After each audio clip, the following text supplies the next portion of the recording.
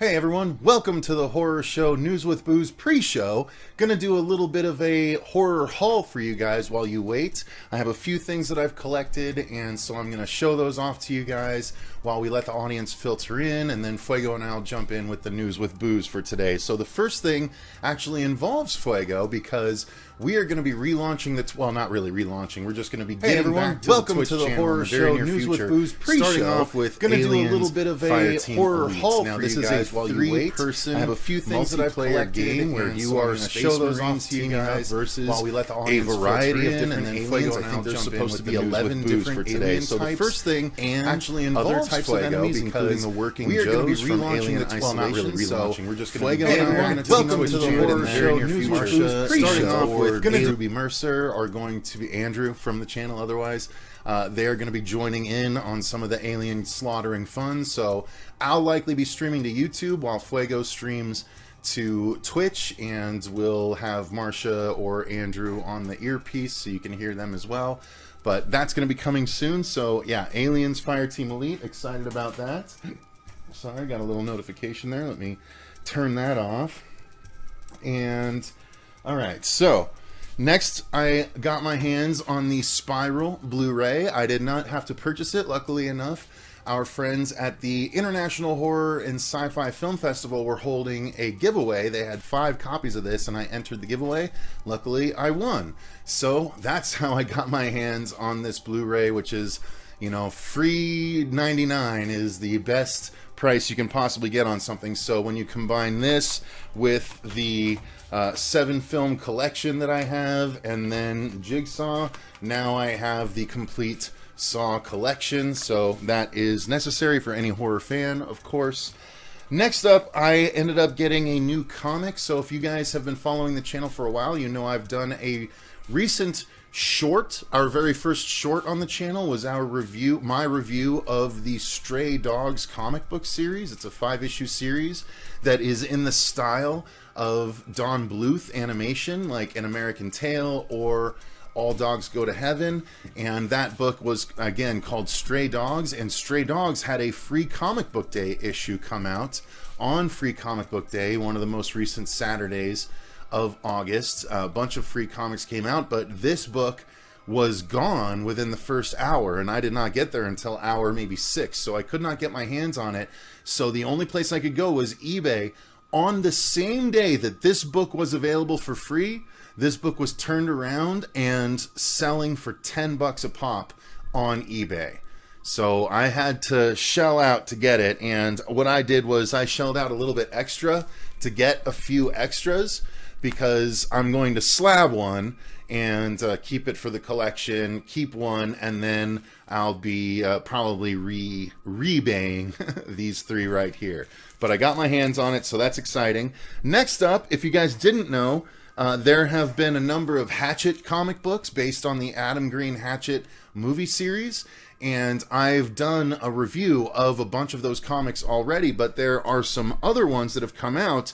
Namely, there are Hatchet Vengeance 1, 2, and 3. The funny thing is, Hatchet Vengeance 1 and 2 came out in 2018. Hatchet Vengeance 3 didn't come out until 2021. So it took 3 years for this 3-issue series to complete, but it did complete. In the meantime, in those 2 interim years, they came out with Hatchet Halloween Tales and Hatchet Halloween Tales 2. Hatchet Halloween Tales 3 is due to come out this October.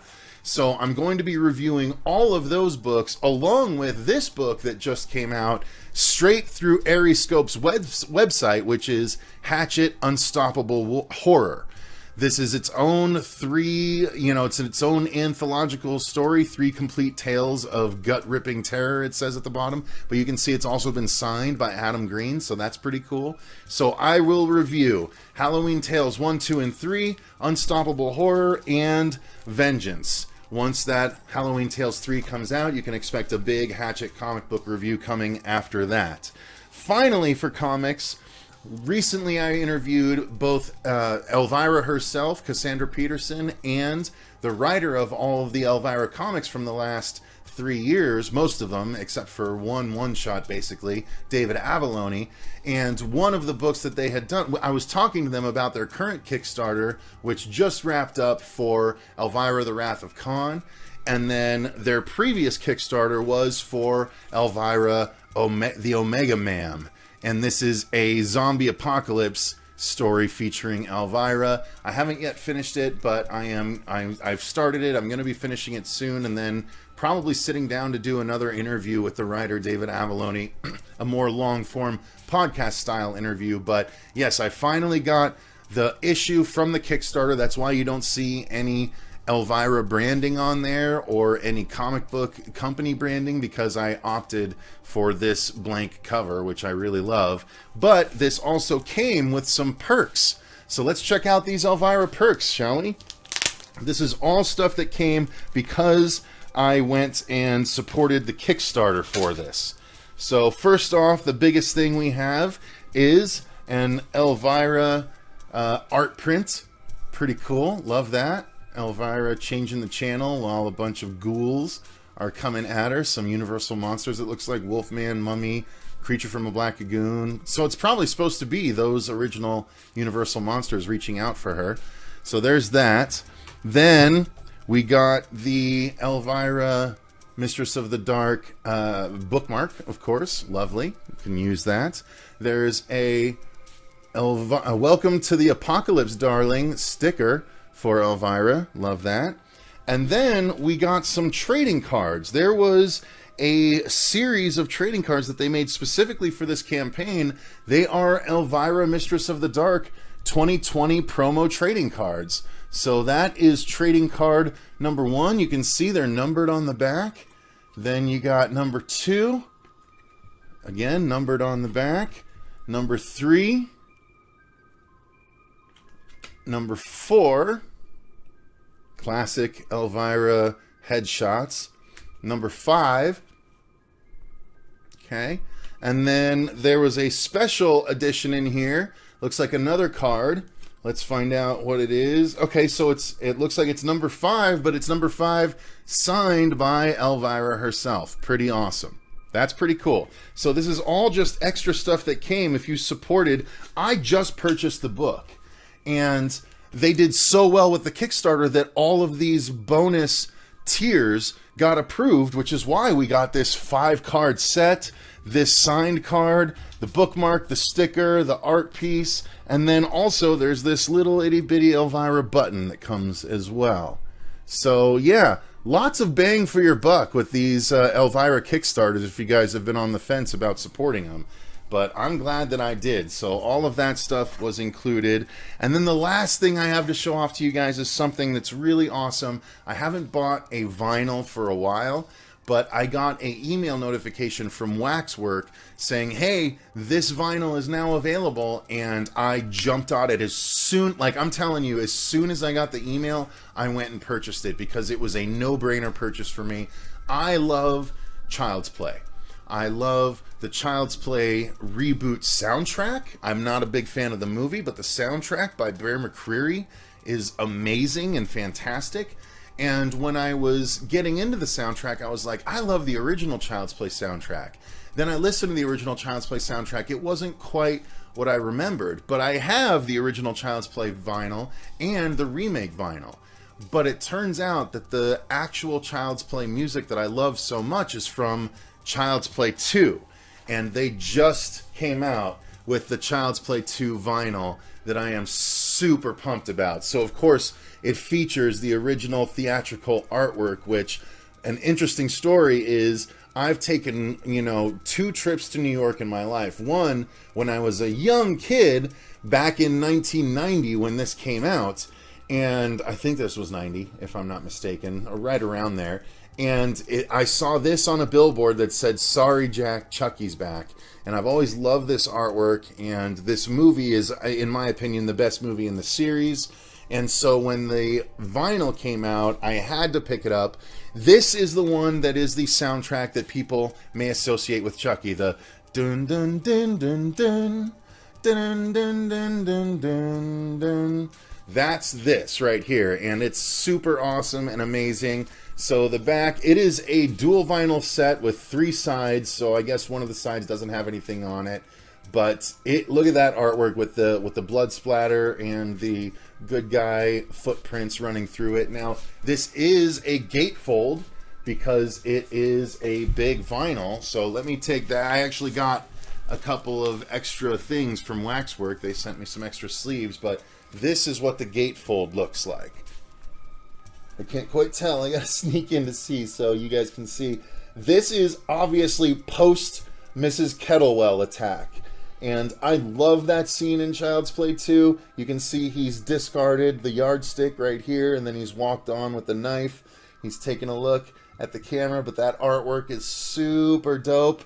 I love it. Now let me show you what the actual vinyls look like. But before I get to that, there was an insert, of course, giving all of the details about Child's Play 2 and the soundtrack. But on the back of it, it is a copy of Andy Barclay's homework that Chucky messes with, of course, for Mrs. Kettlewell, Andy Barclay, and of course Chucky saying, F you, bitch. You know, like, that's really cool that that's represented here. And then the vinyls themselves are pretty dope. So let's take a look here, or at least they're supposed to be, right? Because I saw in the picture what they're supposed to be like. And I just made a mess with Elvira stuff. Alright, so here is the first vinyl. Let's pull this bad boy out. Ooh, that's pretty.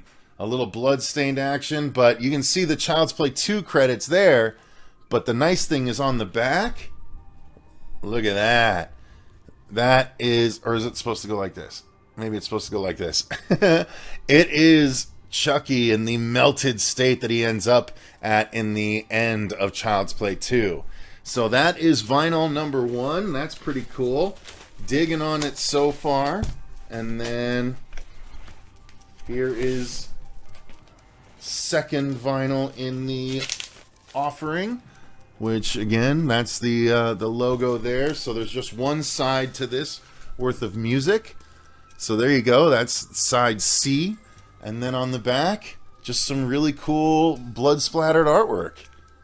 I dig it, man. This is really cool. I'm super excited to put this on because I absolutely adore the Child's Play 2 soundtrack. But that's going to do it for the haul video, and that's going to do it for the pre-show, you guys. Stay tuned because we're about to get the Horror Show News with Booze right a-going. So thanks very much for watching, and over to us.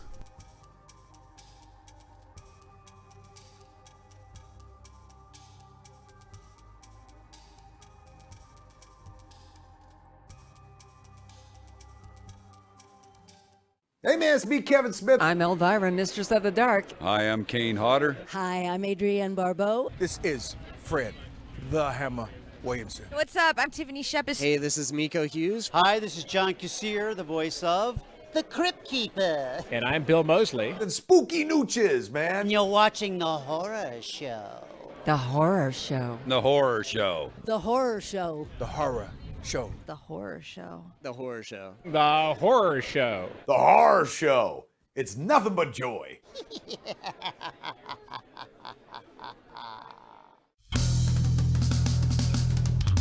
Welcome back, ghouls and girls, to the Horror Show. Slam a drink, grab a seat. It's news with booze.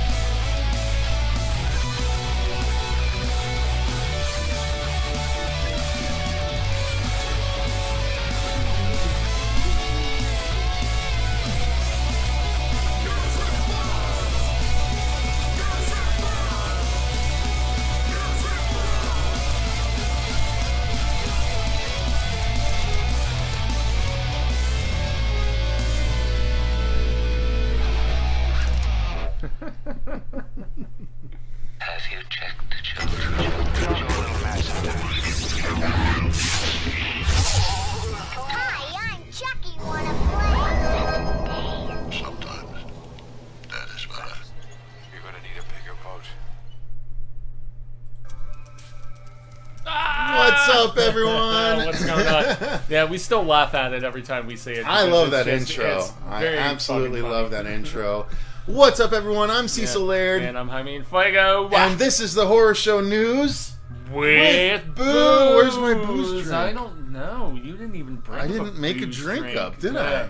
I'm drinking a hard seltzer, so a lot of people would probably not even consider that like a real booze. Fuego, can you engage them for a minute while I go Well, make you know my I drink? can. I mean, Do it. Look, you have a flashing gremlin behind you. So yeah, you should I be foster and love all of these peeps, but yeah, this is an interesting month as far as August goes for the Spooktacular. We did get the awesome opportunity to do the International and Horror Sci-Fi Film Festival for the 6th straight year, and right before going live for this, we gave all of our thoughts about some of the films that we saw from that, including Bad Girls, Broadcast Signal Intrusion, which was awesome. Thank you, News with Booze, and pronunciation aspects and stuff like that. But yeah, there was even a lot of interesting stuff that we didn't necessarily get the chance to cover because there was a lot, believe it or not. And so we're going to be going through everything that you see there,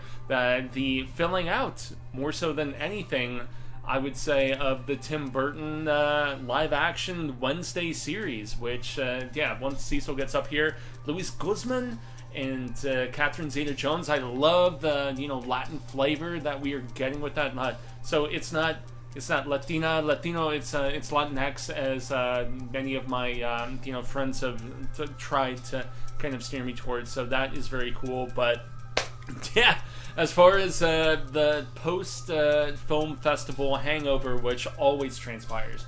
Okay, so when, like me, you watch 36 films in 10 days, god damn, that's definitely a thing, and you just kind of zoom back to reality, I suppose. And still, I watched The Protege, which was quite a bit of fun. Michael Keaton and Maggie Q having this very kind of sexy interplay. I thought that was cool. And also watched Respect, which Respect was very much like the other biopic that I saw last year, where, and I know we're not talking horror or anything, guys, but it was where the lead performance was so good, but it just fell very flat as far as the scripting and everything else, and but great performance, obviously. So the now, News with Booze, where I'm so drunk I forgot to actually have a drink. It's something. Yeah. Well, it's because we took a shot right before we came on board. Indeed. Yeah, fail Cecil. Thank you, Robert. Appreciate that. No, not at all. All right, so we have a lot of stories to get to, Fuego. Yes. So, and there are some which were omitted because I sent like a hefty aspect, but I mean, a lot of it was not like the newsworthy sort of thing. I'm not going to say like barrel scraping, which we've had certain months or weeks back when we did this weekly, but yeah, I'm first and foremost, as we jump into this, I'm very curious about this Tim Burton series, dude, especially with this casting.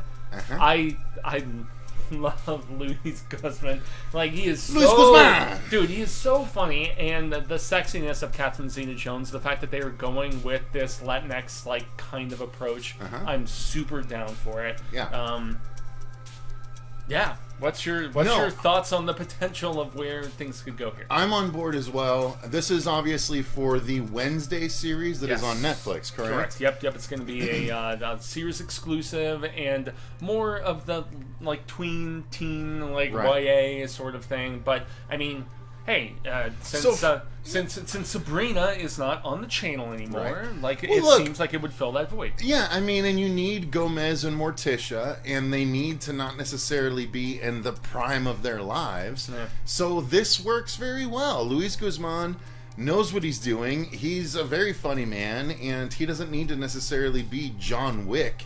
You know what I mean? He doesn't need to be the sveltest Mexican ever born, He just needs to be a guy with charisma that feels like he belongs with Morticia, played by Catherine Zeta-Jones. And Catherine's been out of the spotlight for a long time at this point. Oh, I love her so and much. Dude, I've loved her ever since she broke onto the Mask of Zorro, dude. Where, well, also where she's like trying to go under the lasers and like no, Mask of Zorro. She was even sexier in Mask of Zorro, but nonetheless, I'm on board for this, and I think it's that awesome this is casting. going to be super fun. Yeah, and you typically do not allow me to have casting announcements as a big sort of thing, but No. I thought that the both of them being our patriarchs, so to speak, was a big sort of situation, and I can just envision him, if you've seen Waiting, where he's like, come on, baby. Yeah. Come on, baby. And he's just like, and he's got this hot, like, chick. Doesn't he talk about the goat? Oh, if I'm yeah. not mistaken? He does. Oh, he is so great in Waiting, and he has this, like, super hot, like, babe of a waitress that he's been seeing and stuff, and she's all about it. And so, yeah, I'm very much about seeing him as Gomez Addams. She's good in Prodigal Son, too, says Vera Morris. Okay. Ah, nice. Fair enough. Yeah, Rat Stacks. Good callback. Cool. Next up is story number 2, Yeah, I was piggybacking about on to the say, Addams family yeah. of it all. I tried to make sure things flowed a little bit. Yeah, the correlation, and you probably saw when I even sent you the news stories, like there were like complementary stories that were right next to each other. I did see that. So, in fact, the Robert Rodriguez, I combined the two together. I saw. So Rightfully yes, so. Addams Family 2 and Hotel Transylvania 4, aka Hotel Transylvania Transformania, are both going to be available via home market. Now, one of them There's a little bit of a difference. Right, though, one of them like, is being released strictly to the home market. The other one is being released day and date, theatrical, and home video. Correct? Yeah, exactly. And so the Hotel Transylvania is where we are going to see it drop exclusively on Prime, from what we understand. See, I would have figured reverse, because Hotel Transylvania has established such much more so. I mean, this is such an audience at this point. It's the fourth movie at this particular point. Although it is the first. The third one, was silly. The first two were great. Yeah, the third was dumb. Although this new one is the first that does not have Adam Sandler. And he's not in it. No. Yeah. So Andy that's Samberg. Samberg, neither. None? Whoa. Yeah. But Selena's coming back, Buscemi is coming back, but like the big heavy hitters, apparently there is some sort of creative differences and interesting, dude. That is usually straight to video situation. And that's why it's probably going straight to Prime at this particular point. So yes, Amazon Prime is where you will be able to. So you're gonna get someone else doing Adam Sandler going, I'm Drac, don't say that, blah, blah. I would imagine it's not that difficult to be fair. Yeah, I know, that's what I'm saying. But I don't say blah, blah, blah. Yeah, they're still doing it. And then Addams Family 2, we saw the trailers.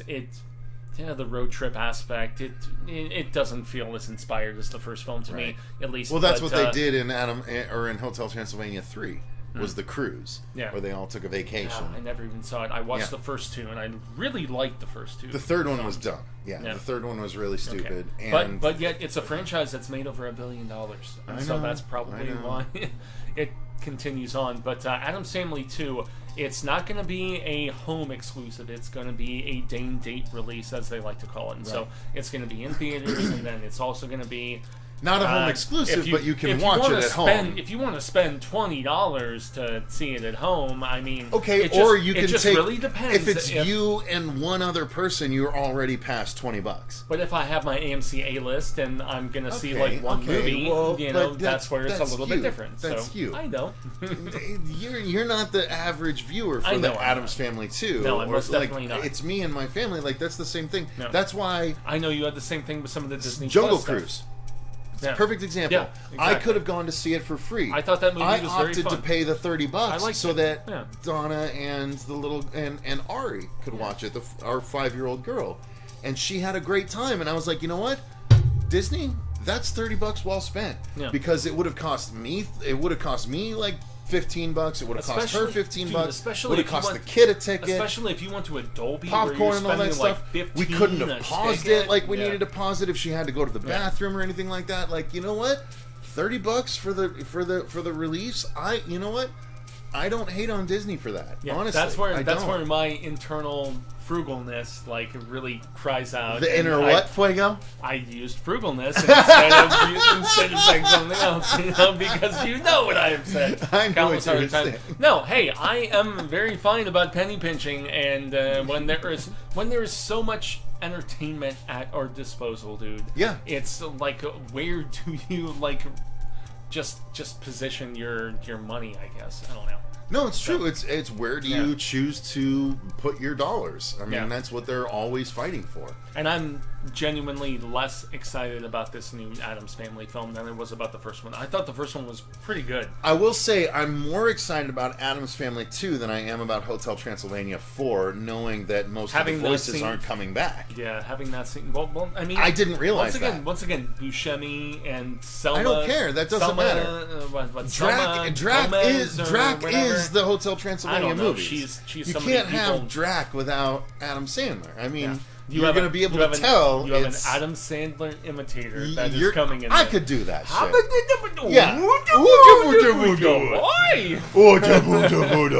Yeah, no, exactly. Yeah, I was just we listening. Could do it. I was just listening to At a Medium Pace earlier today. That song is one of the greatest bits of stupidity ever made. Whack off.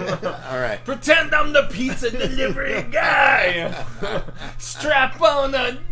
Yeah. All right. We're not going to go into that. Sorry, guys. All right. Story number 3, Fuego. Very funny. Anyway. Yeah, if you didn't hear that, let me enunciate. Story number 3, Fuego.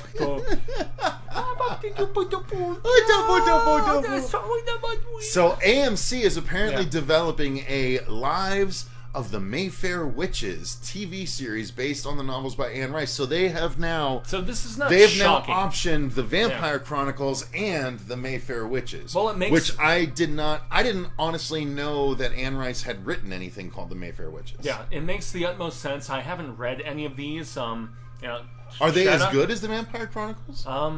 Shout out to my former lady, Brandy. Because of the fact that she was a big fan of the witch stuff that Anne Rice did. Okay. And they eventually coincide and cross. And so no one's commented since Robert the Wolfman commented like 20 minutes ago. Yeah, I think for that reason though, there is a big importance in the fact that they are intentionally world building, man. That is what AMC is trying to do, because The Walking Dead is about to end. Well, The Walking Dead is on its final season. About to end. They got 2 years left on it. It just started. Okay. And then they have movies. Sometime soon, they are going to finally By the way, here's something that they did interestingly. So I caught up on the episode. Yeah. I watched the... I didn't watch it yet. I almost signed on to your YouTube TV. You're like, why didn't you guys watch this yet? You didn't even watch that episode yet? I watched it, but I was pretty drunk. Oh, so. Okay.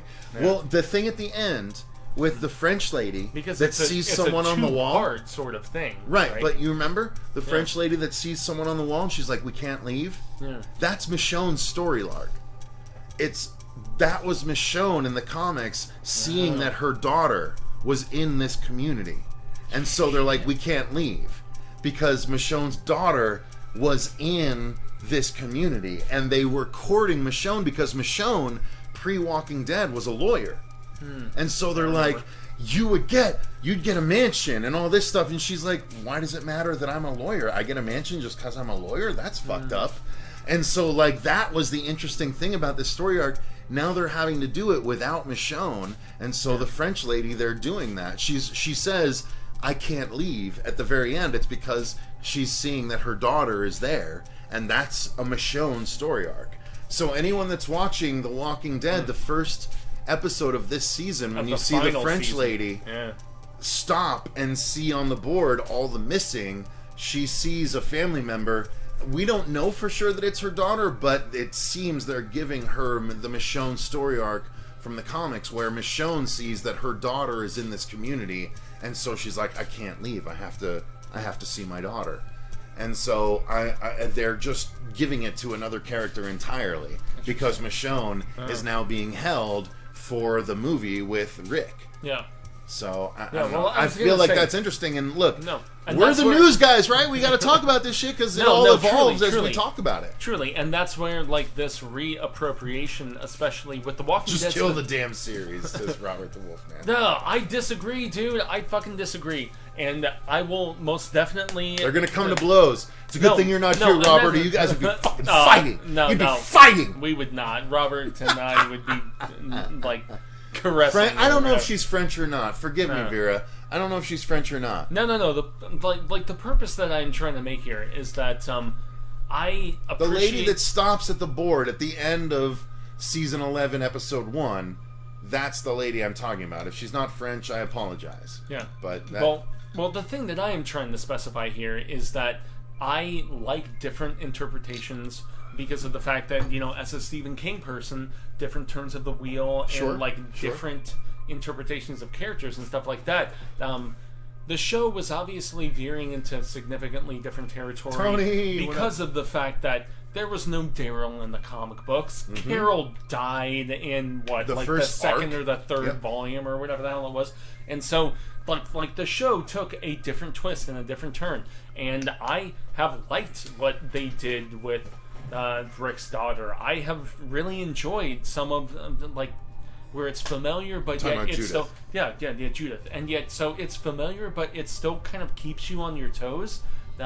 Really good Stephen King adaptations have done the We're same so thing far away for from me. the Anne Rice So, aspect of this story. Okay, bottom line, I know about the Vampire Chronicles. I know about Lestat. I know about all of that stuff. I know diddly squat about the Mayfair witches. Yeah. So this is all on you and what you gleaned from Brandy. And that's where Straight I up. shouted out my ex-girlfriend. Brandy still follows me on Facebook, so shout out to Brandy. No, look, she's nothing rat against her. status. We don't miss anything. Yeah, you know, but we wish nothing but happiness on her. You know what I mean? Truly and solely. But she was the one who informed me many years ago about the fact that witch sect, so to speak, kind of tied in with the vampire stuff. Like Anne Rice inevitably, was like, oh, well, I'm going to have both of my prominent... she tied the Chronicles with the witches? She did, and that's why having them both on AMC makes the most amount of sense. Okay, so after a couple seasons of each, they can be like, hey, guess what? It can be like an it's angel... Crisis on Infinite Earths time, it baby! can be like an angel Let's Buffy do it! sort of situation. All right, cool, or whatever. that's right. So, right on. Yeah. What up, Jake? Good to see you, Jake. Yeah. Jake is a relatively newer fan that is very active on our episodes. What's up? Good to see you, sir. Very nice, Gypsy, very nice. All right, so let's move on to the next story. To another witch one, and so indeed. So I love the Witches of How well Eastwick. do you remember this movie? I know it so well. This was a movie. This Jack Nicholson is the devil, right? Yes. It's been so fucking long. If you were raised with three sisters, you would have no choice but to know what this movie is. I haven't watched this movie very much, but I thought it was like such a big... No, it's Michelle Pfeiffer, it's Cher, and I don't even remember who the third one is. There was a third one. There is a third one. Thank you. I know there's a third one. No, I mean, I just specifically remember the fact that Jack Nicholson was the devil. Right, he was literally the devil, and he was tricking these women into giving him their energy. Yeah. Via their juice. And I just remember loving his, venomous, sinister... dude, it was Jack being his... Sneakiness, you know? If Jack's eyebrows could have been a character, they would have been. And then I'm gonna give it 100%. So the fact that they're actually remaking this, I think that I'm all about it. I think it absolutely can justify and have so much fun. I agree. Do we know any of the casting yet? No, we don't. No, there's not. But that doesn't mean it's going to be bad.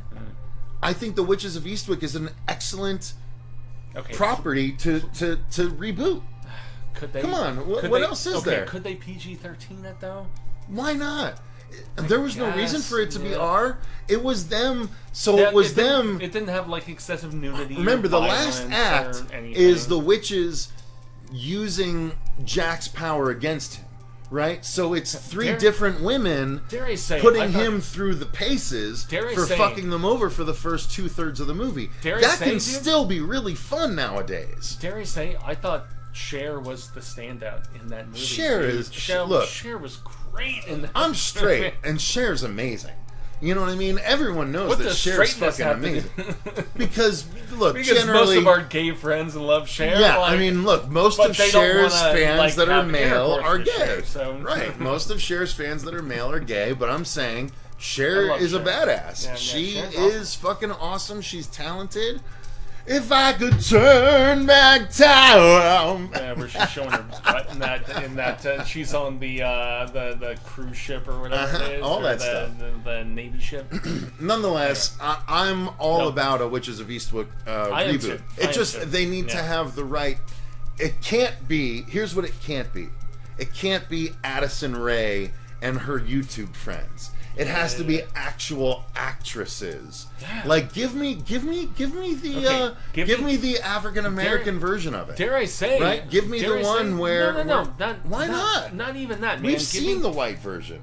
Okay, yeah, because they were all white girls in that previous one. That's what I'm saying. Give me for this one like Mary Elizabeth Winstead, Zazie Beetz, Margaret Cho. Margaret. I thought we were on the same wavelength. Excuse me, Maggie Q. Oh, Maggie Q. Okay, that works too. Dude, I just watched in the Maggie the Q is talented or whatever. Yeah. Give me your three again. Maggie Q. Yeah, Maggie Q. Zazie Beetz and Mary is and Mary Elizabeth Winstead. Okay, you know what? Badass chicks. That's a good trio. That's a good trio. But then that's a good trio. Who would be our demon though? Chris Hemsworth. No, because the devil has to be a white guy, right? No, doesn't the devil has to be a white guy? I disagree because you have. I would imagine a lot of other people. White. I would imagine a lot of people would disagree. Zazie Beetz is black, and then who was your third? Maggie Q. Maggie Q is of the Asian persuasion. Yeah, the protege was so good. You need either an Indian or a Mexican devil. Mexican devil? No, the white guy is the devil. Don't we all know this? Isn't that? But Mary Elizabeth Winstead's white. I know. Then you need someone other than Mary Elizabeth Winstead as the other female. You need a Mexican. Give me a Mexican. And we're live. And I'm just saying. You're just guys, help us right out. Give me a Mexican. we can make the white guy the devil. That's not a problem. No. Like, give me a Zac Efron devil. No. You know what I mean? At this point, Zac Efron could is absolutely about as white as paper. Like, no, but he could absolutely pull off that Jack Nicholson role where he's got too much money, too much power, too much influence because of what his appearance has gotten him. I was about to say, speaking of which, and he would be stealing the hearts. He would be stealing the hearts of these older women, which is what it was. They were slightly older women in the Witches of Eastwick. Yeah. So look, I honestly, I think this could fucking work. Yeah. I really do. I think this could be a really fun movie. Yeah, we're only on story number 4. Yeah. I guess we should move on. But chime. Yeah, ding, ding, ding. All right, but still, the Witches of Eastwick reboot could absolutely work in today's day and age. Yeah, it could. All right, moving on to story number 5, which is Alex Proyas returning to the Dark City that he created. Yeah, and this is one that's Mr. Robert the Wolfman. Rosario Dawson, Zachary Hayth. It's very much that is an amazing third woman. Thank you. Yes, Timothy Chalamet as the devil. Absolutely. You know what? See, that's what I'm talking about. You guys got it. Yeah, I don't like. Why not? I don't like Timothy Chalamet. He's talented. Yeah. I love Rosario Dawson as the third woman, though. Yeah. I love that. Love that. Okay, cool. All right, Alex Proyas in Dark City. So, Fuego, what are your thoughts on Dark City? Dark City, to me, was a step so far out of what I was normally used to seeing that I absolutely loved it and was confused by it at the same time. True. But going back, the idea of going back to that world now, after years of absorbing film and stuff like that, I think I'd have a much deeper appreciation for it. So I am all about this idea. Okay, well, that's where did you watch the extended? I have. I don't know that I have seen the extended Dark City. No. Yeah. I don't know if it adds really more than like 15-20 minutes. Anything of that. Is it bad? Nature. No, it's more intriguing. Because I normally love the James Cameron extended versions are my jam. Oh, of course. I mean, you and I have talked about this. T2 and Aliens. T2, Aliens, and The Abyss. Come on, The Abyss. The extended Abyss is one of the best movies of all time. You still talk to me about The Abyss. Have you not seen it? I don't like The Abyss very much, man. I will strangle you and kill you in front of this entire audience right now. I will do it.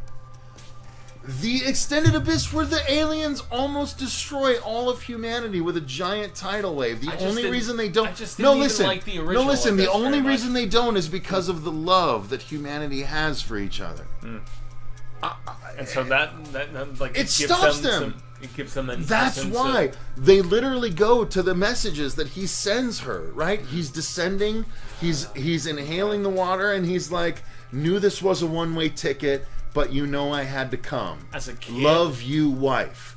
As a that kid, is what the aliens put on the screen. They roll a big tidal wave in to destroy all of humanity, and then they show Ed Harris, this message that you sent to your wife is why we're pulling the tidal wave back. They're like, your love is why we're saving humanity. That's why The Abyss is one of the best movies of all time.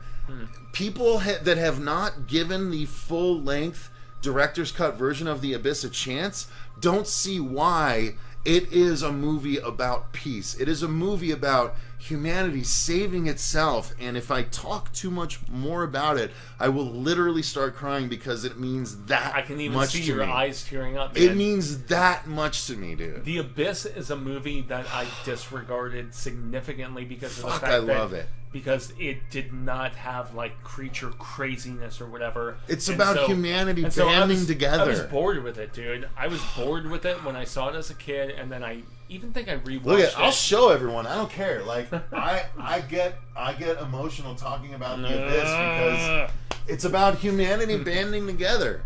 You know, the aliens don't kill all of humanity because Ed Harris loves this woman that he's not even with anymore. Like, our love has the ability to mend. I can relate to that, unfortunately. Our human love has such the ability to mend such craziness, and we don't focus on it. No, there was a transcendence. Fuck, I love that There movie. was a transcendence of compassion, and that is one of the biggest things that I have found important in any sort of storytelling where, you know, just people who care about others and... I love those stories. Yeah, I do. I love those stories. A sacrifice that's never known. You know, somebody who especially, you know, does something magnificent that carries over and saves the lives of many, and they sacrifice themselves in the process to have so many others live and prosper. Like that sort of stuff. I mean, they literally show him. They're like, the we're going to destroy humanity. Sort of... And he's like, they're like, we're not going to because you have compassion. I forgot Ed Harris was in that. Oh my god, he's so good in it. Michael Biehn. Michael Biehn is the fucking guy that goes crazy because he's so deep. And he tries to fucking kill Ed Harris and everyone. Dude, The Abyss is such an amazing movie. Well, that's the thing, you know. Like this Cameron... is news with lots and lots of booze editions, says old Darth. No, well, yeah, that is... Fair play, old Darth. That is our friend, man. Fair play, man. We're having fun. Be nice. If The Abyss got a Blu-ray or 4K release before I die of old age. I agree, Cinema Mike. I agree. I would love a 4K. Oh my god, a 4K version of The Abyss. I'm sure it's coming, dude. And it's like inevitable at this particular point. How could it have not come by this point, though? So we still need to watch our 4K version of Tremors. There was all of the wiggles of... All right, we need to get a 4K version. All right, fair enough. We didn't even talk about Dark City yet. I know. Sorry, guys. All right, we're going to get to it. No, I enjoy Dark City. We'll get to it. We don't want to jump ahead, though. All right. Is that what we... Oh, yeah, Dark City. That's what we were fair talking enough, about. Fair enough. Yeah. You're right. Go ahead, Fuego. Yeah. I didn't love it. I didn't love it like a lot of people, you know. No, I didn't... What did it come out at the same... It came out around the time of The Matrix, right? It did. And it was the follow-up from the director of The Crow, if I remember correctly. So, yeah, I loved The Crow. Yeah. The Crow to this day is still... such a fucking fantastic movie. So I can see why there were high hopes for this one. Yeah. This one did not catch my eye when it first came out, but it is one that grew on me over time. Bombed at the theater when I know, but I agree. Yeah. But it grew on me over time. So same. If he actually returns to it, I would be more inclined to be excited if he gets back Rufus Sewell, who was just in Old, right, from M. Night Shyamalan. Yeah. Can easily bring him back. And then if you also bring back Kiefer Sutherland, right? Because he was a big part of Dark City as well. I don't remember how the movie ended, if he died or not, but bring back Kiefer Sutherland. I don't care. I was gonna say, from a visual, like, kind of aesthetic, I personally prefer Daybreakers, but Daybreakers, guys. If you want to see something from a vampire standpoint and a similar visual standpoint, Daybreakers is awesome. Love Daybreakers. Yeah, and it looks very similar to. So Daybreakers to me was the coolest vampire movie since Blade. Agreed. Because the vampires, as they died, they would go to ash and blood. Yeah. It was both. And also, I love the fact that it was a post-dystopian sort of thing. Like, vampires have taken over the entirety of the world. Yeah. And they are essentially like cattle farming humans for their blood. Ethan Hawke, Sam Neill. Damn, that movie is good. I love that movie. Love Daybreakers. Excellent. Love Daybreakers. Anyway. All right, moving on to the next story, Fuego, is our thoughts on Liam O'Donnell. So here's the thing. We have gotten 3 Skyline movies. Yeah. And apparently Liam O'Donnell, who has a hand in the previous Skyline movies, has now written the first draft of Skyline 4 entitled Skyline Radial. I guess it left it relatively open, but... It did. Look, it did. They were trying to combine part 2 storyline, which was the storyline featuring Frank Grillo, who went on to big Marvel movie fame. Yeah, 2 is still arguably the most, favorably received, and, people seem to dig that one the most. And But then... 3 fine. came out, and people really enjoyed 3. 3 wasn't bad. And 3 told the story of Frank Grillo's daughter in continuity, and at the end of it, it was like, I'm going to go find my dad. And so we were like, okay, that was a fun trilogy, right? Skyline did its thing, but now apparently Liam O'Donnell has written Skyline 4, which tells the story of the character from 2 and 3 going to actually find Frank Grillo, the father. And it's supposed to be the father-daughter reuniting in this Skyline universe. Now, whether or not they'll ever gain funding to be able to actually put this film together is unknown. Yeah, the fact that he has a script. But he put it together, and that's well and good enough for me because I enjoy the Skyline universe. And they've all made money, so I They're would imagine fun. that... I would imagine he can find some funding. Maybe not to the excessive degree of 2 or 3, Sure. If we're going to be fair about Zachary it. Hayes says 2 was so good. Yeah, 2 was awesome. 2 might be my favorite, although I still loved the nastiness of that first film when it was the blood rain. When right? it was PG-13, and yet they still so much went for it, man. Like, exactly. The fact that we had guys from like guys from like Clueless and Faison, I think, was in that. And Donald Faison and I think Breckin Meyer. Yeah, and damn, was it good though? And granted, it was like very consolidated in the fact that it was at this like hotel apartment sort of situation with these characters. It wasn't Breckin Meyer. It was it wasn't Breckin Meyer. Donald. You would recognize him if you saw him. Is Donald something or other? Yeah. Donald something or other is his name. Donald. Not ultimately important. Not it was a very, Donald it was a Faison, very contained sort of Donald situation. Glover, but no. Anyway. Donald Faison was most definitely in that movie. Yeah, but that's not who I was talking about. Nonetheless. It was a white dude. Yeah. He actually had a big TV presence at the time. He did. And he went on to do a bunch of other stuff as well. Say, damn, was he in Battle Los Angeles too? I can't remember. Wasn't he in the Gotham series? He was Gordon in Gotham. I didn't watch Gotham. So he was one of the characters in Gotham as well. Nonetheless, so who's the designated driver? No one. We're here. He doesn't need to drive anywhere, so we're good on the designated driver aspect. Okay, so sort of moving on, but so this is actually really exciting. So now we have a little bit more information from David Bruckner, who says that his Hellraiser reboot is something of a reimagining. Yeah, and that's the really amusing thing for me is that he's like, it's just like a moderate sort of like the flashing gremlin is the designated driver. Absentively, Cinema Mike. Thank you, guys. No, I think the biggest thing that Bruckner the biggest Bruckner sort of thing is that you and I love the Night House. I think that's the biggest thing.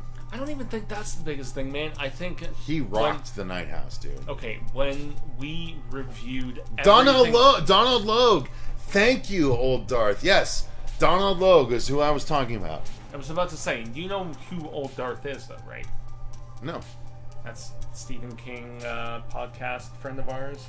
No, I didn't realize. Okay, all right. Sorry, Old Darth. Yeah, my bad. That's one of my prime awesome people. He got what I'm talking about. Donald Logue, though. That's what I'm talking about. Donald Logue. Yeah, dude. He started off like there was a 90s fucking Malcolm in the Middle style sitcom that he was a part of for a while, but then he like was in Blade, and then he's been in other things, being a more serious fucking actor and shit, and he's awesome. Anyway, let's move on. To say, Old Darth is Lou Sitzma, and okay, Lou.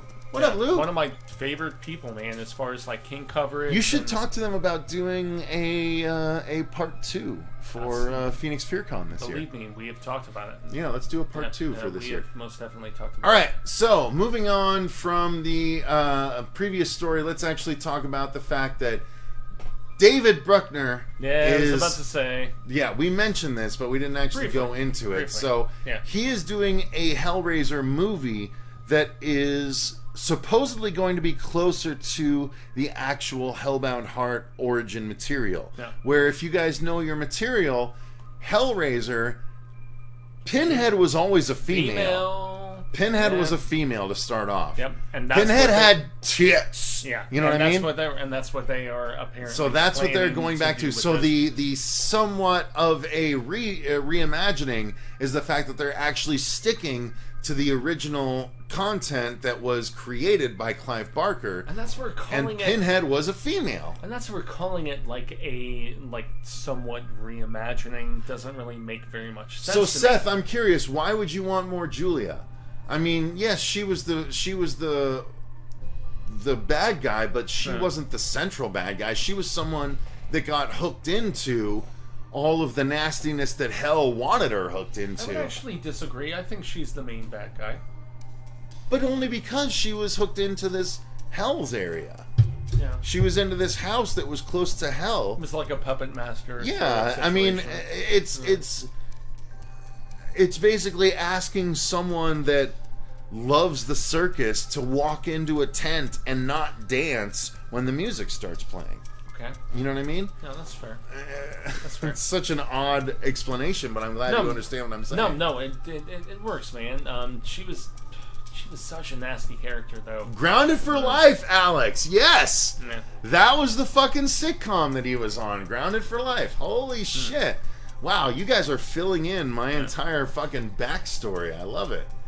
Well, he was Harvey in Gotham. Okay, he was Harvey. Yeah. Yeah. Okay. So he was Harvey Bullock in Gotham. Thank you. Okay. Fucking I knew I wasn't crazy. Which I didn't watch, and I love our audience so much. I heard decent things about Gotham, though. I heard it got better. I watched the first season, and I couldn't give a shit. But I love Batman, and I've been reading Batman comics since Bane broke his back.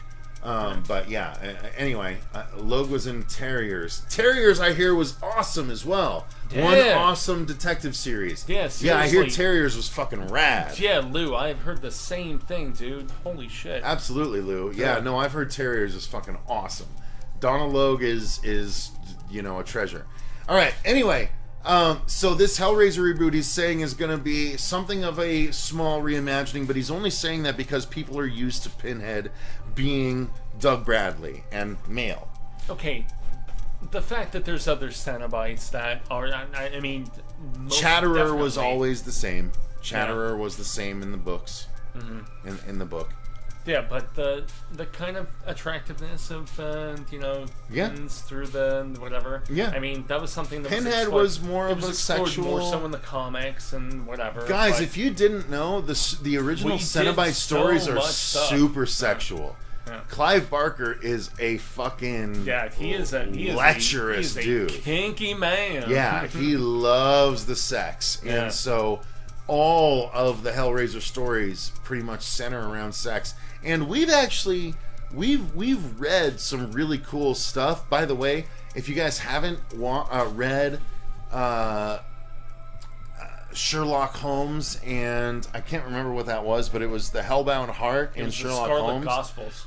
No, the Scarlet Gospels was separate, but there was a Sherlock Holmes book written by Paul Kane that was a specific. It was like, what if Hellraiser took place during the Sherlock Holmes 1800? It was so good, and it was fucking good, man. Like all of this stuff is so good. So the fact that someone knows that Hellraiser is worth more than just its original storytelling devices, and David Bruckner, having watched The Night House and The Ritual, I know and have nothing but faith in the guy. Yeah. So I'm just super excited back to about the story. Like yeah, David 100%. David Bruckner can do no wrong in my estimation. He is one of those guys that, despite a shorter resume, I am just intrigued with anything. Seth is on point here.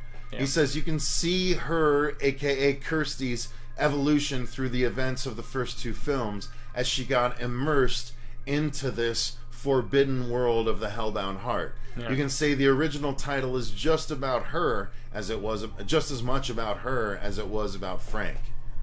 Yeah, and then Zachary Hay says Takashi Miike should do a Hellraiser. So Zachary, I gotta be honest, I have a couple Takashi Miike films that I have not watched. That I have set aside. What is the big one that I have set aside where it's the dude with the scars? I have not watched that movie, but I fully intend to, because Takashi Miike is supposed to be crazy. Yeah. All right, we need to move on from here, though. Yes, and we jump, and this is where I think you can give a little bit more insight. It's not because often. of the fact that you usually have more insight than me. Yeah, but that's the thing. Like, I collected the first 100-something Spawn comics, and normally that's a flex that people could really respect. Yeah, except for the fact that I have all 300+ issues of Spawn. Indeed, and so my unborn big brother over here, which Cecil essentially is, like the big brother that I never had. The fact that he has committed to the point where he has the issues that he does is amazing. Yeah, and you've seen some of the Wizards I've just of the been Coast alive and all longer, that so I've had more of an so, opportunity than him. Yeah. So yes, I have every appearance of Spawn in any comic that's ever come out.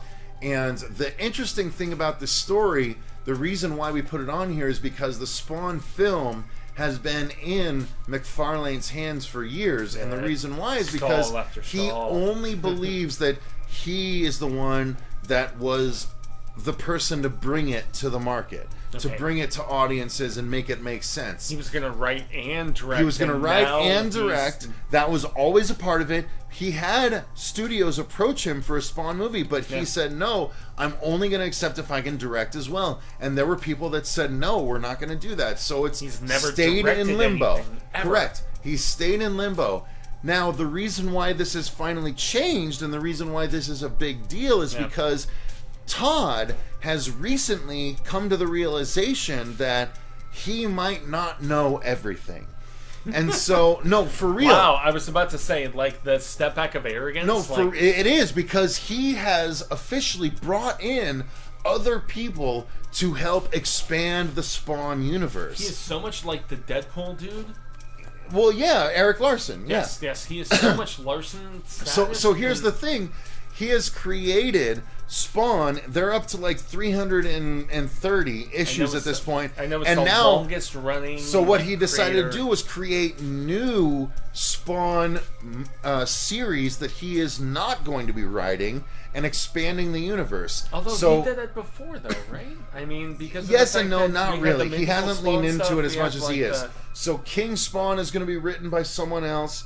Then he is also doing Spawn Gunslinger or Gunslinger Spawn, which is written by someone else. And then there's the regular Spawn book. And then there's going to be a separate Sam and Twitch stuff going on. So there's going to be 4 different Spawn books going on in the universe that Todd is only going to be touching on one of them. And he realized that, hey, I don't need to control it all.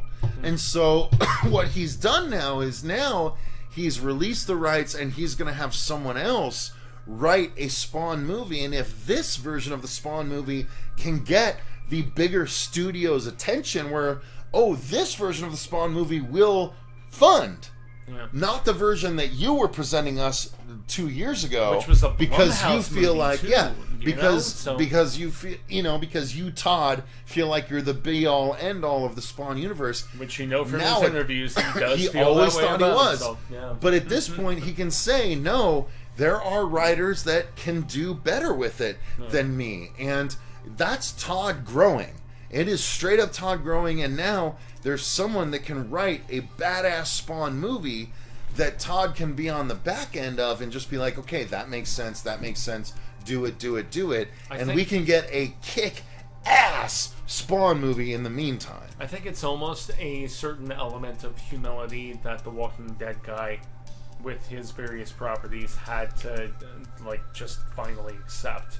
We would want to do something in the vein of the animated series, Lou, since you brought it up. Yeah, the live action movie was a sort of aborted effort from Todd to try and take control and do his version of Spawn, but that HBO it was him. So good. The HBO series, the HBO animated series was with fucking Keith David. The sad man. Yeah. Keith Oh David my God, I voicing loved it. Spawn. Shit, that was Keith so David's voicing good. Spawn. Like, there's none better. None better. Anyway, Yeah. all right. Yeah. So we got to move on from this, but that's why we put it on the list. Yeah.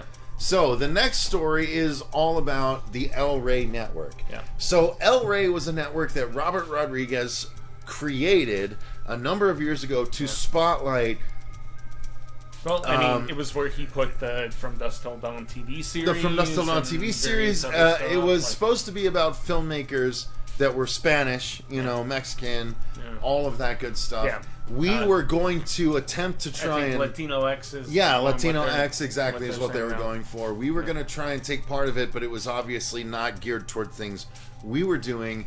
And now the Rey Network is going to be relaunched as a streaming service, which I think makes 110%. A lot more sense, yeah. Absolutely. 110% more sense. Yeah, I mean, Robert Rodriguez is one of my favorite directors. He embodies the schlockiness of the Agreed, Batgirls and all of the other silliness that we have discussed earlier when we were discussing the Phoenix Film Festival.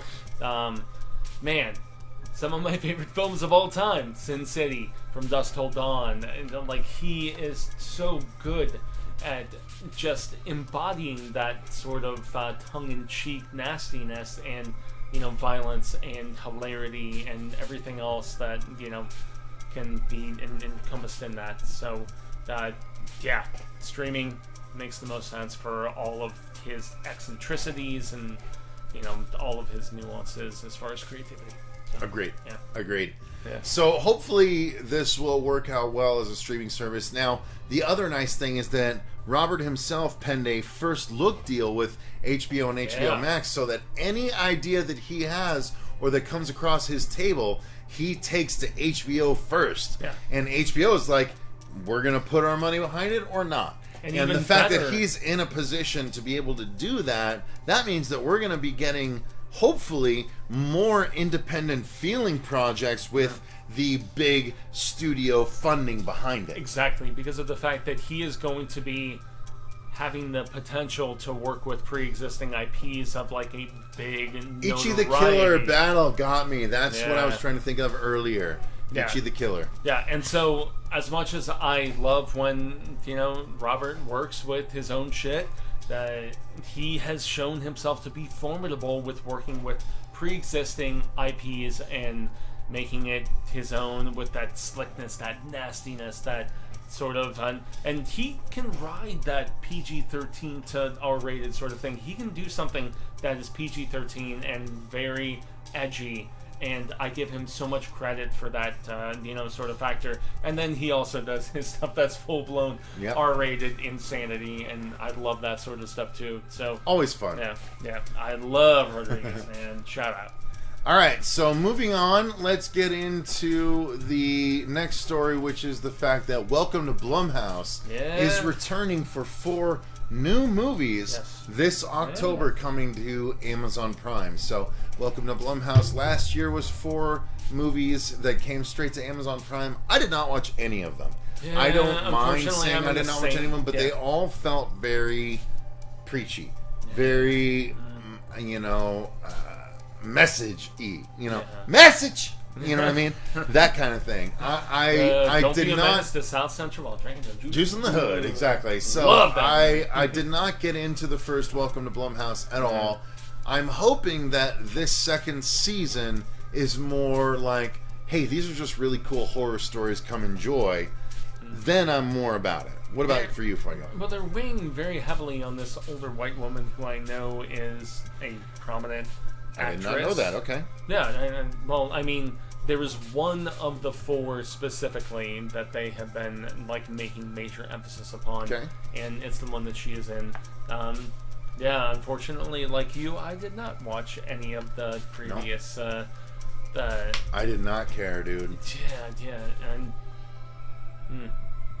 Well, No more care this year either. Okay. Yeah. I will try to be positive in that regard, and I've thought about jumping back and taking a previous peek or whatever. But there's so much at this regulative rate that I can't we say have to that, be careful how we spend our time. I know, and this was not how we wanted to do No, it doesn't captivate me in any immense regard. So. Sorry, guys. Didn't like any of them beside Black Box last year, says Jake. Fair enough. Yeah. We didn't watch any of them at all, so fair enough. I don't blame you. Some of them. She might have, but we never touched on them. 2 years ago as well? Wasn't there... I think before the pandemic was the last one. I'm actually thinking of when they did every month, remember?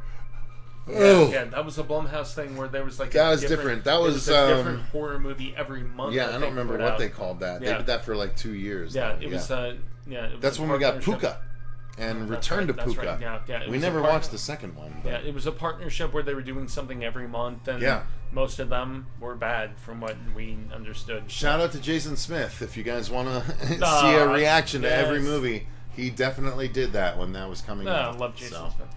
All right, moving on from Welcome to Blumhouse, let's move on to the fact that Shudder announced a Behind the Monsters docuseries that will deep dive into 6 different horror icons, including Candyman, Michael Myers, Jason Voorhees, Freddy Krueger, Chucky, and Hellraiser, a.k.a. Pinhead. Yeah, so this is very much the sort of deep dive that we have seen. Into the Dark, Michael. Thank you, yes. Yeah, that's what it was. That's what it kind of feels like, though, right?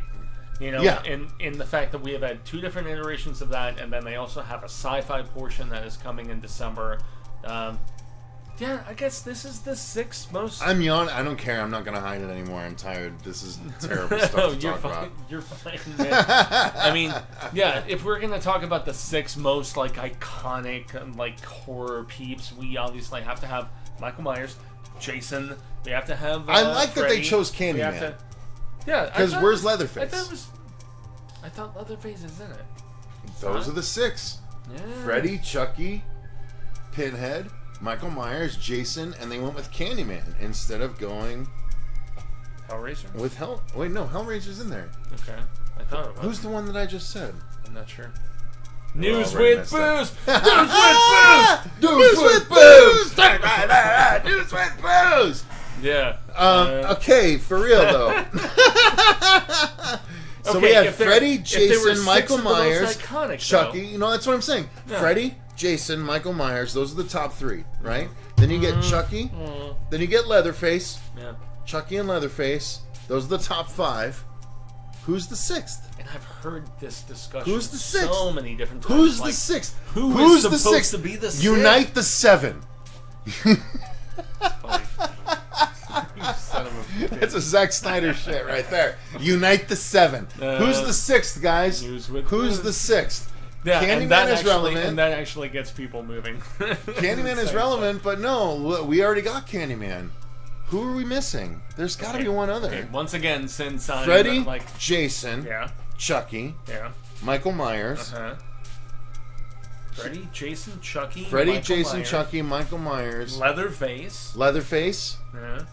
So who's the 6th? Hellraiser. Pinhead. So who's missing from these That's guys? 6. Freddy, Jason, Chucky. They're all there. Yeah. Freddy, Jason, Chucky. Michael Myers. Pinhead. Who was the 6th? Leatherface? Leatherface. So Leatherface instead of Candyman is what we're doing. News with booze! Sorry. Ghostface. Leatherface. Yeah, Jake says Leatherface laughed my ass off. Yeah. Like, how many times have we come up with Leatherface? Derp! We actually came up with Leatherface like 3 different times, too. Yeah. Okay, so we think... So, yes, you would agree that Leatherface would supplant Candyman in this 6-person playoff? Based on the amount of sequels, of course, dude. I agree. Yeah. I agree. Okay. I mean, and I'm very Freddy, excited. Jason, Michael, Pinhead, Leatherface, Candyman. Yeah, I agree. So, but you're missing Chucky then. Yeah, So, Cinema Mike, you Chucky supplants. You think Candyman supplants Chucky? Candyman. I mean, Chucky's had so many more movies than I would give Chucky over Candyman any day of the week. Candyman's had 4 movies. 100%. Or, excuse Michael me, M five says now. Freddy, Jason, Michael, Chucky, Leatherface, Pinhead, Ghostface. That's 7. You can't have 7, Michael. You gotta have 6. No, there's been way more. Give me your 6. Okay, but there's also been way more Hellraiser movies. There have Than been. Scream movies. Doesn't there's necessarily been, mean there's that been 4 Scream Pinhead's movies. the best. And then I guess the TV series, but Well, okay. So you're saying you would replace? I'm seeing the frequency you'd of replace content has a significant Hellraiser with what? Ghostface? No, Or you replace Hellraiser with Leatherface? No, I'm saying anybody who was saying Ghostface should be as opposed to Yeah, no, I don't Hellraiser. think Ghostface supplants anyone on this list. Yeah. No, I don't think so. Yeah, with 4 films and then the TV series. Yeah. But that's the interesting thing. So Shudder is focusing on this 6 people, the 6 people that we have listed here. Yeah, Candyman. I think they're focusing on all of them. All 6. Yeah. But that's what I'm saying. Someone's skipping. So one of the people that we want to talk about is not going to be there. Actually, I think they're covering- Ghostface is gone. Well, Ghostface doesn't matter. That's what I'm saying. It's these 6 right here. I think they're But far there's more... no Leatherface there. Do you see Leatherface there? Okay, I'm saying it's Leatherface instead of Candyman. Okay, Leatherface should be there instead of Candyman. Yes, Sorry, agreed. Yeah. And I would agreed. Have, okay, and I would guys, imagine. And I would imagine there's that peace that, among worlds. We can finally end the stream. And I would imagine that is most definitely because of the fact that we need Leatherface not have any supernaturalness, says Motorcycle USA. Well, I don't know about that. Jason didn't have supernaturalness until 6, dude. So which of the 6 are most relevant in cinema? Yeah, Candyman absolutely is more relevant. Candyman has. He's more relevant, but he's more relevant. It's 4 movies. I'm just saying he's more relevant. Do you know how many Texas Chainsaw we have? And granted, I know the That shittiest. doesn't necessarily. It's not a barometer of quality. Okay, I'm not denying the appropriation of representation and how appropriation of representation. No, Tony Todd follows me on Twitter, dude, and that guy is oh! fucking. No, hang on, wait. You dropped a name somewhere. Here, let no, me that put guy up is for you. fucking awesome, man. Here you go. And There's that name back. He's an amazing actor and so incredibly talented. I think one of the biggest things here is that. God, you're just like snarking at me. So No, I love it. I'm like trying to. I think it's super funny. Together. Now we're getting some contributions, guys. Leatherface not have any supernaturalness. I disagree. I think Leatherface does have supernaturalness. Jake says, why "Here's does- $5 for making me laugh." Thanks, Jake. Appreciate that. Why does the supernaturalness have to be about somebody like Freddy or Jason? I don't know. or Vera like says any of the Freddy, people? Michael, Pinhead, Jason, Pennywise, and Chucky. Oh snap! Okay, changing it up. Where's the love for Blade? Where's the love for like some of my? Blade. Where's the love for some of my puppet master little fuckers? Like I don't know. We gotta stick with what we can. All right, so that's the Behind the Monsters. We only have 2 stories left, and that is starting with the Werewolf comic book called Squad. Well, and this is where you have so much. It's getting an adaptation from knowledge than Lionsgate me. Television. I would say I have more knowledge than you, but I had no idea about this Werewolf book. I don't know anything about this at all. As soon as you sent this story over, I ordered the book, though. Oh, nice. It's on the way. Okay. I will have a frame of reference in the near Who was future. the publisher? I don't know. Okay. I just said send it to me. Nice, Amazon. Nice. Well, I was about to say, I mean, Lionsgate is very formidable in their It's from this year, though. It's from 2021. It is, yeah, it's like a it very is new sort very of situation. new. Yeah, yeah, and that's where I was, as I told you and Robert, I was like, damn, this isn't the Disney Plus werewolf Ghost thing Pirates that they're trying to put together right now. So werewolf stuff is seeing a significant resurgence, which I appreciate immensely because, yeah, even though I'm a fanger, you know, as far as like I'm a fanger. Yeah, as far as my damn pair, like sort of situation and stuff. Yeah, I love werewolf stuff. That felt like such a derogatory way to put it. Not at all, dude. I mean, a fanger. No, I'm a fucking fanger, man. It's awesome. Even worse. Yeah, it's awesome in that regard, and I give so much of a I'm a love. fucking fanger. Yeah, but I give so much of a love and like a little bit of a nod to, you know, Robert the Wolfman. Oh, dude, I love it. Robert the Wolfman is so I am a dampier, and our co-host who has come on. I'm a human. Over the last few years, yeah, Robert the Wolfman is in fact, you know. Yeah. It's funny, yeah, because he used to be Robert, but now he's just like, I'm Robert the Wolfman. Every time. I love it. And I've told him countless times how awesome I think that shit is. So. Guys, Bubba Hotep. Hotep. Love Bubba Hotep. Yeah. Bubba Hotep. Damn. Good stuff. Good stuff. Love that movie, man. All right, so we have one story left. Thank you very much. Fine right now. So we're going to move right on to story number 13. Which is that Fuego, J.J. Abrams' Overlook has been passed on by HBO. It's a weird situation. Apparently, this is what I saw in an article, is that Netflix is the highest bidder.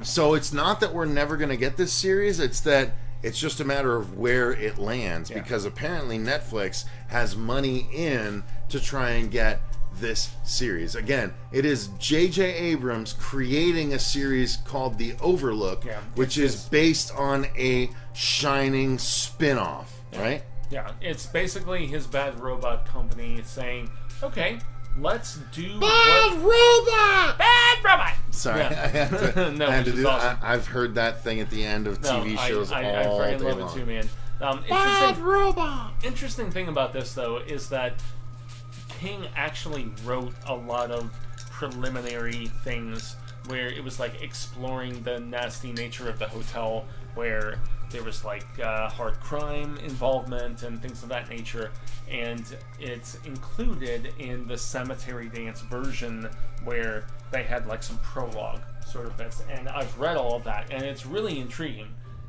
Not that great, you know, but not that great, you know, but something. But it sheds like light and intrigue if you're like that hardcore about The Shining.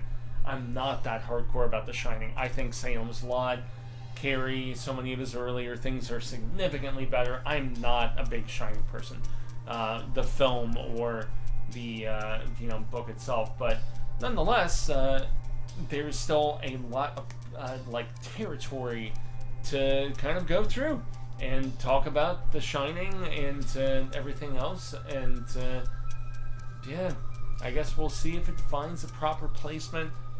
I'm actually less positive that it's going to be fair. I think if it was going to find a new destination, it would have happened right away. And the fact that we're talking, it's been weeks. Really, you think? Dude, it's been almost a month. But it's J.J. Abrams and it's Stephen King, bro. But all they filmed was the pilot, you know?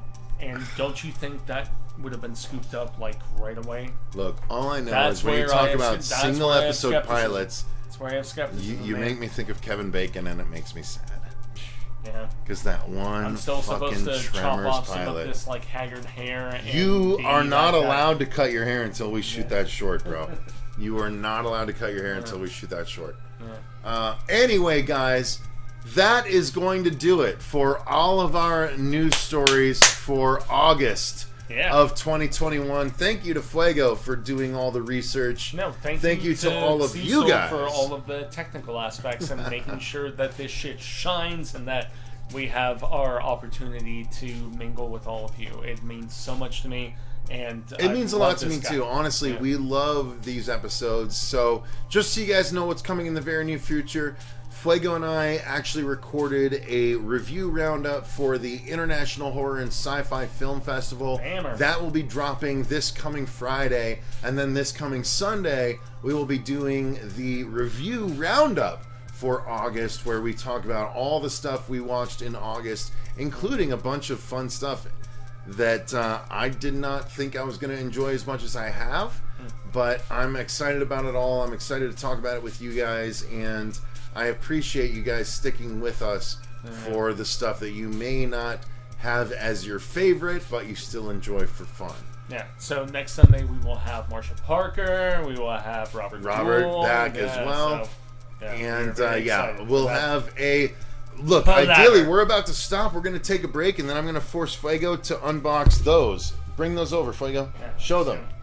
We have 2 different BAM horror boxes. I'm guessing this is both July and August. So we are going Grab to one, be I'll unboxing these in the very near future. This will be the pre-show for next Sunday. So look forward to that, you guys. But until next time, I've been Cecil Laird. And gracias up and Jaime Fuego. Thank you to all of our patrons. We love you and appreciate you so much. Game Reese. But until next time, remember, stay scared.